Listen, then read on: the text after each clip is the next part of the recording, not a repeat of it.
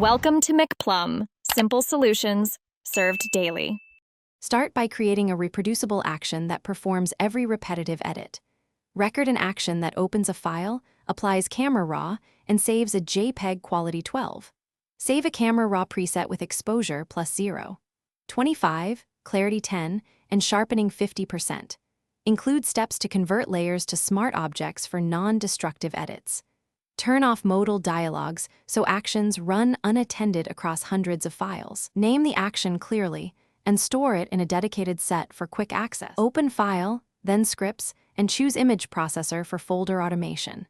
Use File Scripts Image Processor to process folders into JPEG 2048px. In the dialog, choose Save as JPEG with quality 12 and convert profile to sRGB. Check Resize to fit 2048px to standardize long edges for web delivery. Choose the recorded action set to apply the exact edits during export. Hit Run and monitor the progress bar for batch completion details.